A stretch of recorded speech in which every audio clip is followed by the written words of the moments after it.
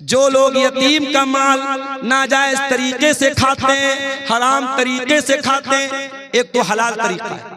अगर किसी यतीम की परवरिश आप कर रहे हैं और आप पैसे वाले नहीं हैं, आप उसकी परवरिश कर रहे हैं और उस परवरिश के बदले में उस यतीम का जो माल है उसमें से अपने हक भर का पैसा आप ले रहे हैं, तो उसकी गुंजाइश मौजूद है। लेकिन अगर नाजायज तरीके से यतीम का माल कोई खा रहा है, इन्नल्लज़ीना याकुलूना अमवालल यतामा ज़ुल्मा, जो यतीम का माल नाजायज तरीके से खा रहा है, इन्नमा याकुलूना फी बुतूनिहिम नारा, वो अपने पेट में जहन्नम की आग भर रहा है, अपने पेट में जहन्नम की आग। यतीम इस लायक नहीं है कि उसके ऊपर जुल्म किया जाए। बड़ा बेरहम है वो इंसान, बड़ा जानवर है वो इंसान जो किसी यतीम के हक को दबाए, जो किसी यतीम को मारे, जो किसी यतीम पर जुल्म करे।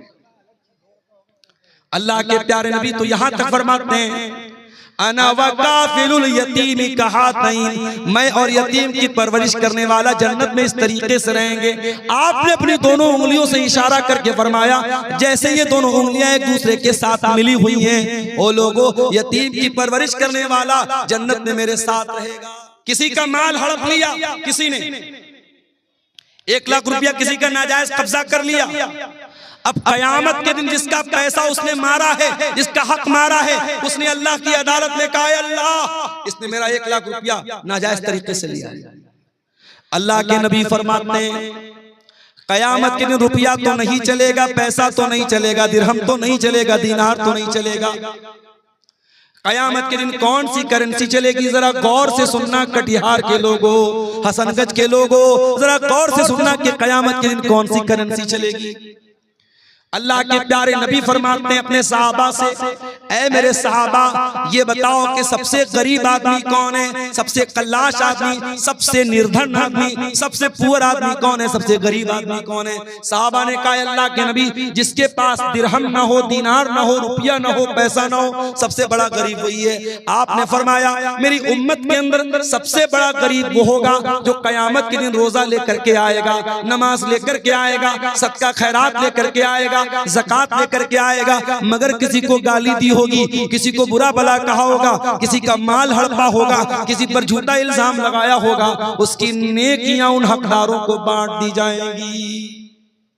जिसका हक आपने मारा है, आपका रोजा लेके चला गया, आपकी नमाज लेके चला गया, आपका सदका खैरात लेके चला गया, आपका हज और उम्रा लेके चला गया। और अल्लाह के नबी फरमाते हैं फ़इन फ़नियत हसनातुहु, अगर उसकी नेकियां खत्म हो जाएंगी और फिर भी कुछ हकदार लोग लाइन में खड़े होंगे, अल्लाह ताला उन हकदारों के गुनाह इसके ऊपर लाद देगा। अल्लाह, हम लोग तो बड़ा खुश है साहब, हमने तो बड़ा दान दिया है मदरसों में, बड़ा जलसों में दान दिया है, बड़ा हज और उम्रा किया है। कयामत के दिन अगर हुकूकुल इबाद में कोताही की है, अगर किसी का हक मारा है, कयामत के दिन ये दान, ये चंदा, ये रुपया, ये पैसा जो अल्लाह की राह में हमने दिया है सब बर्बाद हो जाएगा अगर हमने हुकूकुल इबाद में कोताही की। मेरे प्यारे साथियों, अल्लाह के प्यारे नबी फरमाते हैं अगर उसकी नेकियां खत्म हो जाएंगी और फिर भी हकदार लाइन में लगे हैं, अल्लाह ताला उन हकदारों के गुनाह इसके ऊपर ला देगा। जो इंसान दुनिया से नमाज लेकर के आया था, रोजा लेकर के आया था, ज़कात लेकर के आया था, हज लेकर के आया था, अब उसके ऊपर गुनाह लादे जा रहे हैं, बिल्कुल गुनाहों से भर जाएगा। सुम्मा तुरिहा फिन्नार, फिर उसको जहन्नम के अंदर फेंक दिया जाएगा। इतना खतरनाक मामला है मेरे भाई, इसलिए वरासत के मामलात में अल्लाह से डरो मेरे भाई। और कभी गौर करो, जिस बहन का हक मार रहे हो, जिस भतीजे का हक मार रहे हो, उसके बाप के मरने के बाद वो यतीम है, और यतीम का माल अगर नाजायज तरीके से कोई खाता है उसकी बड़ी खतरनाक वईद है। अल्लाह के प्यारे नबी अल्लाह ताला कुरान में फरमाता है इन्नल्लज़ीना याकुलून अमवालल यतामा ज़ुल्मन इन्नमा याकुलून फी बुतूनिहिम नारा, जो लोग यतीम का माल नाजायज तरीके से खाते हैं, हराम तरीके से खाते हैं, एक तो हलाल तरीका है। अगर किसी यतीम की परवरिश आप कर रहे हैं और आप पैसे वाले नहीं हैं, आप उसकी परवरिश कर रहे हैं और उस परवरिश के बदले में उस यतीम का जो माल है उसमें से अपने हक भर का पैसा आप ले रहे हैं, तो उसकी गुंजाइश मौजूद है।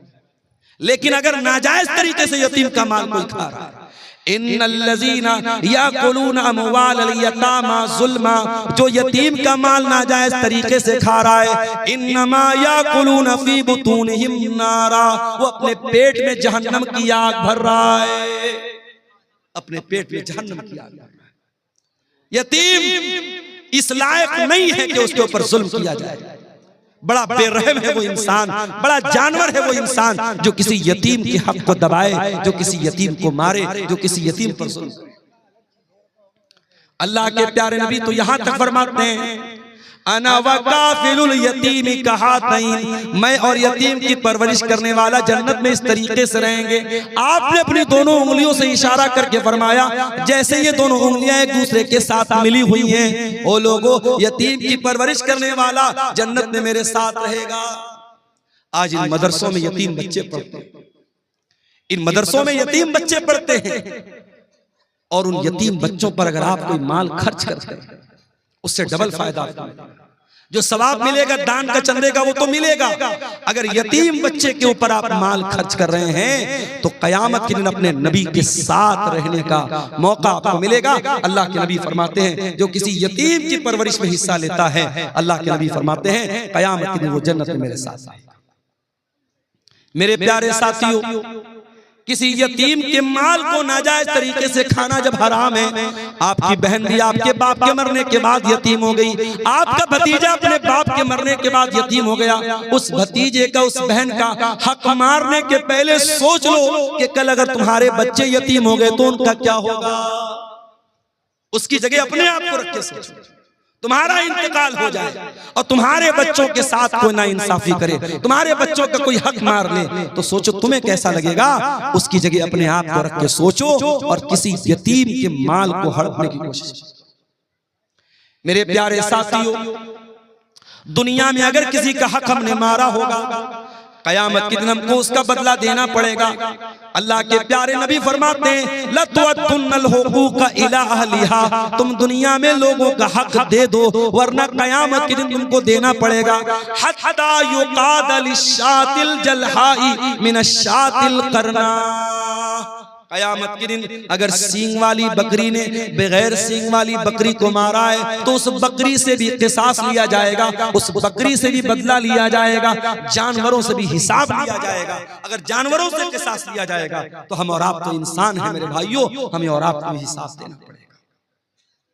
इसलिए मेरे प्यारे साथियों, कुरान का 30वां पारा खोलो, अल्लाह फरमाता है वताकुलून तुरास अकलन लम्मा वतुहिब्बूनल माल हुब्बन जम्मा।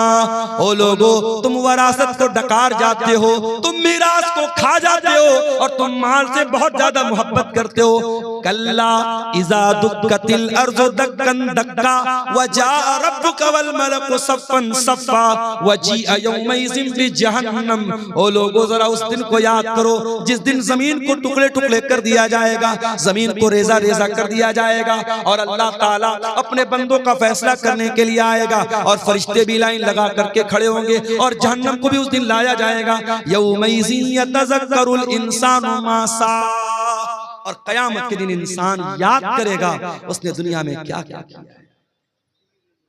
जितने लोगों ने जमीनों को हड़पाए, जायदादों को हड़पाए, लोगों का हक मारा है, कोई एक आदमी बता दो जो मरने के बाद अपनी जमीन को लेकर के गया हो, अपनी जायदाद को लेकर के गया हो, अपने रुपये पैसे को लेकर के गया हो, सब ठाठ पड़ा रह जाएगा जब लाद चलेगा बंजारा। सब यही छोड़ के जाना है मेरे प्यारे भाइयों, इसी कब्र की 2 गज जमीन हमको दफन हो जाना है। दुनिया की चंद रोजा जिंदगी के लिए अपनी आखिरत को दांव पे न लगाओ, अपनी आखिरत को खतरे में न डालो मेरे भाइयों। लोगों का हक दुनिया में दे दिया करो। अल्लाह के प्यारे नबी ने इतनी खतरनाक वईद फरमाई। आपने फरमाया अपने इंतकाल के कुछ पहले आपने फरमाया अस्सलाता अस्सलाता वमा मलकत ईमानुकुम। ओ लोगों, तुम नमाज की पाबंदी करना और अपने गुलामों और अपने लौंडियों के साथ तुम अच्छा सलूक करना, उनके साथ हक तलफी मत करना। इस्लाम वो दीन है कि समाज का वो तबका जो मजदूरों का तबका है, जो गुलामों का तबका है, जो लौंडियों का तबका है, जिसको दुनिया में हकीर माना जाता है, अल्लाह के प्यारे नबी अपने इंतकाल के पहले दुनिया को वसीयत करके जा रहे हैं, उस गुलाम और लौंडी का भी हक आपको नहीं। हजरत अबू ज़र ग़िफ़ारी ने अपने गुलाम को बुरा भला कह दिया, उसकी माँ का नाम लेके कुछ आर दिला दी, कुछ बुरा भला कह दिया। अल्लाह के प्यारे नबी को बहुत गुस्सा आया। आपने फरमाया, ऐ अबू ज़र, आज तुमने इतना खतरनाक काम किया है कि ये तो दौरे जाहिलियत का काम है। ये तो वो इंसान ये काम करेगा जिसके अंदर दौरे जाहिलियत का कोई हिस्सा रह गया हो। आपने कहा कि ये नौकर चाकर, ये काम करने वाले, ये भी तुम्हारे भाई हैं, जो खाओ उनको खिलाओ, जो पहनो उनको पहनाओ। इस्लाम तो वो मजहब है जो गुलामों का, नौकरों का भी हक हमें बताता है। दुनिया में लोग मजदूर दिवस मनाते हैं, बड़ी बड़ी तंजीमें बनी हैं, एसोसिएशन बनी हैं मजदूरों के हुकूक के लिए। 1400 साल पहले मोहम्मद अकरम सल्लल्लाहु अलैहि वसल्लम ने मजदूरों के हक की लड़ाई लड़ी है, मजदूरों को उनका हक दिया है आपने। अल्लाह के प्यारे नबी फरमाते हैं, आतुल अजीर हक़्क़हु क़ब्ल अन यजिफ़ अरक़हु, मजदूर का पसीना सूखने के पहले उसकी मजदूरी दे दो। मेरे प्यारे साथियों, इस्लाम तो वो प्यारा दीन है जो हर हकदार को उसका हक टाइम पर देने की तालीम देता है। इसलिए अगर किसी के बाप का इंतकाल हो चुका है तो देर न करे, अपने भाइयों को इकट्ठा करे, बहनों को इकट्ठा करे, मुफ्ती साहब को बुला ले। बाप जो जमीन छोड़ के गए, जो जायदाद छोड़ के गए, जो सोना चांदी छोड़ के गए, जो खेत खलियान छोड़ के गए, सबका कैलकुलेशन करके हिसाब कर ले और जिसका जो हक है वो उसको दे दे। मेरे भाई, दुनिया में चंद दिनों की परेशानी सह लो, ये इससे बेहतर है कि हमें आखिरत में अल्लाह के अजाब को सहना। और ये भी याद रखो, अगर हराम की जमीन में, हराम की जायदाद में अपने बच्चों को रख के पाल रहे हो, अपने बच्चों को भी जहन्नम की आग का हकदार बना रहे हो। हम ये समझ रहे हैं साहब हम हराम का पैसा कमा रहे हैं, हमारे घर में पैसा आ रहा है, हमारे बच्चे चैन की जिंदगी गुजार रहे हैं, हमारी फैमिली चैन की जिंदगी गुजार। गलत है ये। अगर पैसा हराम का आ रहा है और आपके बच्चे ऐश कर रहे हैं, आपकी बीवी ऐश कर रही है, वो हराम की कमाई आपके घर की बरकत को खत्म कर रही है।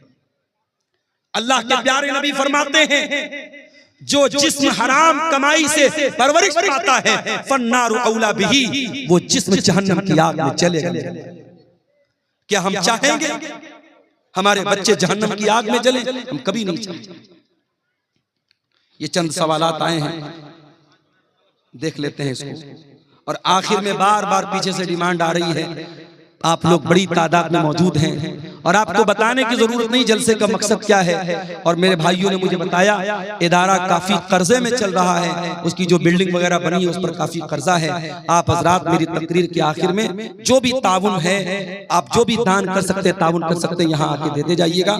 इंशाअल्लाह उस पर बेहतरीन अजर अल्लाह ताला आपको देगा। और मैं सबके लिए इज्तिमाई तौर पर एक दुआ कर दूंगा। सऊदी अरब के साथ ईद और बकरीद की नमाज पढ़ना कैसा है? कुछ उलमा इसको जायज ठहराते हैं, साथ ही सऊदी अरब के साथ जज़ाकल्लाह खैर। देखिए किसी भाई ने ताउन पेश किया है, अल्लाह इनके ताउन को कबूल करे। मेरे भाइयों, हम अपने इंडिया में, अपनी कंट्री में नमाज कैसे पढ़ते हैं? क्या सऊदी के हिसाब से पढ़ते हैं? नहीं, हम यहाँ के हिसाब से नमाज पढ़ते हैं। सऊदी अरब में हमसे 2.5 घंटे का फर्क है।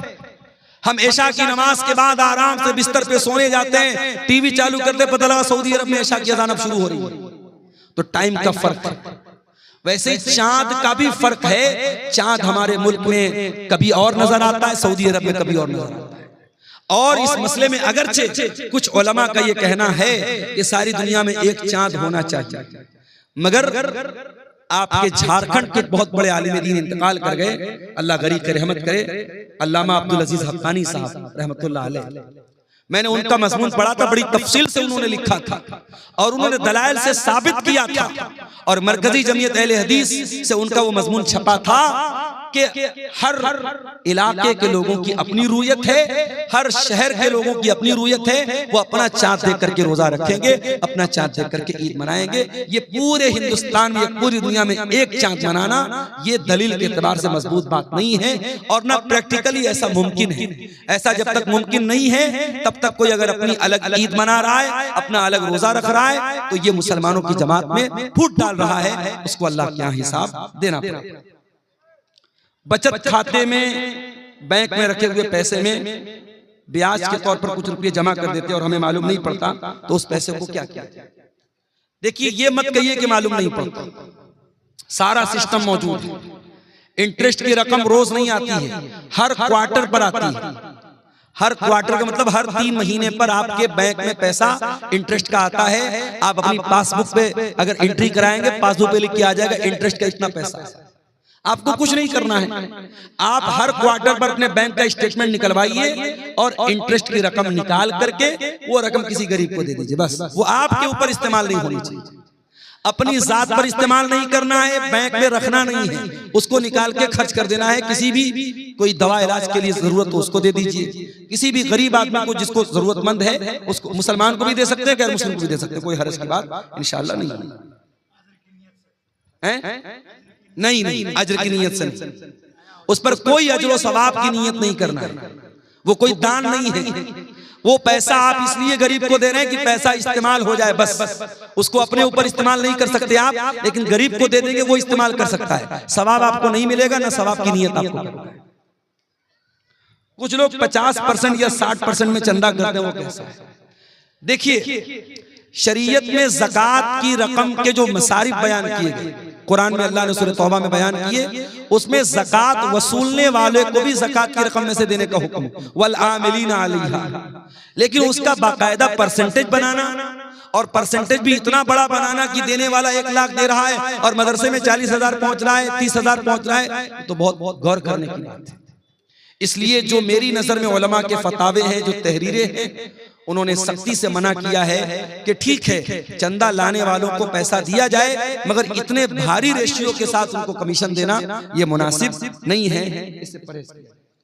ये किसी भाई ने 500 रुपए की रकम दी है मदरसा रहमत आलम को, अल्लाह ताला इस बंदे पर रहमत फरमाए। 1-2 सवालात और आए हैं, मुझे 2 बजे तक का अल्टीमेटम मिला है, 2 बजने वाला है। कब्रिस्तान के नाम पर जमीन देने के बाद फिर उसी जमीन को वापस ले लेना कैसा है, और उस जमीन पर खेती गलत है। अगर आपने कब्रिस्तान के नाम पर जमीन वक्फ कर दी तो वक्फ जमीन को दोबारा वापस नहीं ले सकते। कब्रिस्तान के नाम पर जमीन वक्फ हो गई तो उस पर कब्रिस्तान ही बनेगा, उसको दोबारा लेना और खेती करना बिल्कुल गलत है, यह मुनासिब नहीं है। मेरी सगी बहन की शादी जिस लड़का से हुई, उस लड़का की सगी बहन से क्या मैं शादी कर सकता हूं नगद मेहर के साथ? 10 साल हो गया है मेरी बहन की शादी होने का, अब मैं अपने बहनोई की बहन से शादी करना चाहता हूं, तो क्या कर सकता हूं? बिल्कुल कर सकता हूं। देखिए, शरीयत में जो मना है उसको बोलते हैं निकाह शिगार। उसकी शक्ल क्या होती है कि मेहर के बजाय ये तय कर दिया जाए कि मैं आपकी बहन से शादी कर लूं, आप मेरी बहन से शादी कर। अगर मेहर के बजाय ये अदला बदली वाली शादी की जाए तो गलत है। अगर मेहर तय है, मैं आपकी बहन से शादी कर रहा हूं, आप मेरी बहन से शादी कर रहे हैं, दोनों का मेहर तय है, तो कोई हर्ज की बात नहीं। और यहाँ एक मसला और याद रखिए कि इस तरीके की शादी आम तौर पर सक्सेस नहीं होती, कामयाब नहीं होती। कोई मसला आता है, मैंने कई केस देखा है, अगर इस घर की लड़की उस घर गई, उस घर की लड़की इस घर आई, अगर एक घर में कोई मसला होता है तो दूसरे घर की लड़की को सहना पड़ता है। इसलिए इस तरीके की रिश्तेदारी से बचना चाहिए। हराम तो नहीं है, नाजायज तो नहीं है, मगर बचना चाहिए ताकि मसला पैदा ना हो। लेकिन शरीयत के एतबार से कोई हरज की बात इंशाअल्लाह नहीं है। ठीक है। पंजवक्ता नमाजी है, चोरी का माल घर में लगाता है, जायज है या नहीं? चोरी का माल अगर घर में लगाता है, नमाजी हो, तहज्जुद गुजार हो, गलत है। जो गलत है वो गलत रहेगा, करने वाला कितना ही बड़ा मुत्तकी और परहेजगार क्यों न हो, उसके करने से वो काम सही नहीं हो जाएगा। तो मेरे अजीजों, जाते जाते आपको फिर यही पैगाम देना चाहता हूं कि अपनी कमाइयों के सिलसिले में हम चिंता करें। आज जो ये सट्टेबाजी के पीछे हमारा नौजवान बर्बाद है, ऑनलाइन जुए के जरिए पैसा कमा रहा है और बिटकॉइन के नाम से और कौन कौन सी कंपनियों के नाम से अपने पैसे को दांव पे लगा रहा है। अपने पैसे को, हलाल पैसे को कमाओ और हलाल जगह पर इन्वेस्ट करो, हलाल तरीके से पैसा कमाओ।